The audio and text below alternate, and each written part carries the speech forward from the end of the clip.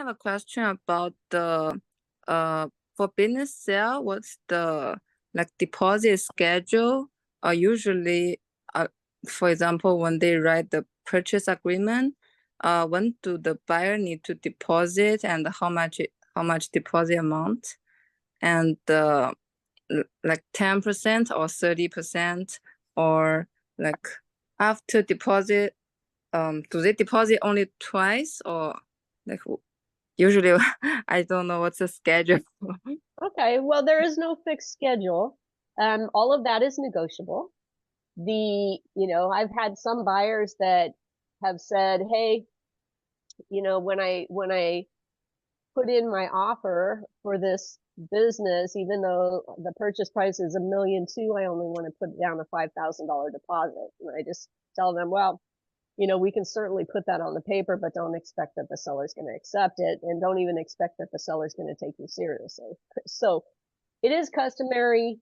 And again, maybe depending on what state you're in, I'm not sure what state you're in. So it is customary for business sales to have the buyer put down a 10% deposit. Usually, I mean, I'm here in California, we use escrow companies. And so when I do purchase agreements, I basically say that the buyer agrees to send their deposit directly to escrow within 3 days of signing. So within 3 days of executing the purchase agreement. And I don't touch any of the funds. I don't want to have the buyer give me a check that I have to be responsible for or take to escrow, simply because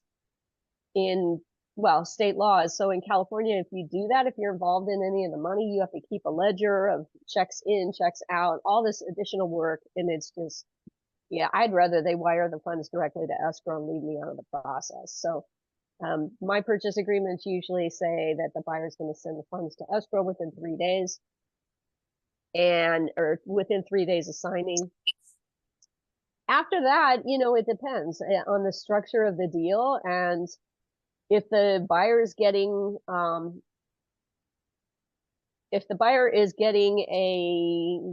a loan, if there's a third party lender involved, then usually the buyer, it's possible that the 10% is all they're going to need to put down with their SBA loan, but probably they're going to need to make another deposit of some kind to escrow, just for escrow costs and fees and so forth. So, but in terms of the purchase contract, that may be the only deposit, but oftentimes there is additional money that will be due to escrow. And I usually put within 3 days of closing. But there are other people that might structure the deposits differently. So rather than having 10% deposit at signing, they might have a 5% deposit at signing, and then another 5% deposit, 2 weeks later, which would be further into due diligence, Okay. So it really can be done any way that people want to structure it. It's all negotiable. There's not only one way to do it. Okay, thank you. So, for the deposit, it's after they sign the escrow instructions, then they deposit, right?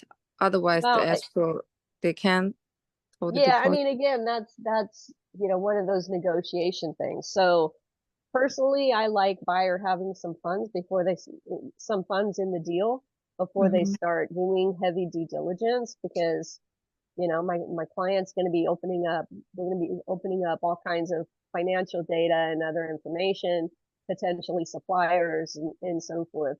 So I like to have, I like my buyers to have some skin in the game before we do that. So I just have it, 3 days from signing the purchase agreement. I mean, once they commit to purchase a business, their deposit is due, is 3 days from acceptance, right? So seller has to accept it. Seller might counter offer back. So, but once there's an actual signed purchase agreement, buyer's deposit is due to escrow within 3 days. That's how I do things. Now, I have other people that I know, they don't want any funds having to go to escrow until due diligence has been signed off.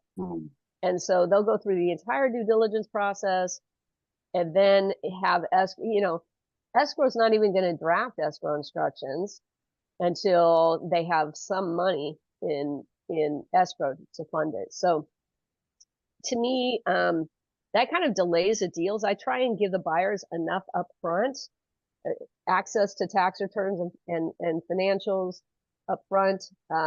If they seem like serious buyers, I'll give them access to things in advance before writing an offer, because once they write an offer and it's accepted, I want it to stick.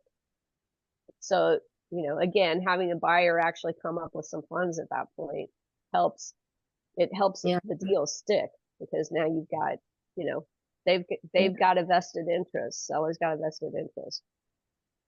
Thank you. Yeah, I think if they don't put the deposit but they sign contract, the contract is not like forcible. Well, it is. It's still. I mean, look, the way I look at purchase agreements in general. I mean, the purchase agreements I have, because I use the CAB, the California Association of Business Broker purchase agreements most of the time, and there's a due diligence period for both buyer and seller. So either party can walk away during that due diligence period. So you have a binding contract, sort of. Okay. But only if the parties decide they want to continue. And otherwise, I mean, I think that's where you as the broker have to balance things and keep things moving. And like, for example, if somebody comes in and wants to make another offer, and you've already got a signed offer, usually what I tell people when I get additional inquiries, I'll let them know that we are in contract and that we're in due diligence and that the seller is happy to take backup offers. And I have that conversation with the seller in advance to make sure that he is willing to take backup offers. But the reason I do that is, like I said, seller also has a due diligence period. I don't want somebody else coming in and writing up an offer and then the seller says, hey, I'm going to blow this guy off. I'm still in the due diligence period. Let me just cancel this guy and I'm going to accept this other one. Because that's just not the way that things are supposed to, or that things should be done. It's just not clean, and you're going to end up having, you probably end up in a courtroom because one buyer or the other is angry and hires an attorney and all that. So just keep it clean. If you have a contract that's been signed, then you make sure any other prospective buyers know that any offers that they're submitting are going to be backup position, and make sure you've had that conversation with the seller as well and that the seller's agreed to it. Okay, thank you, Tom.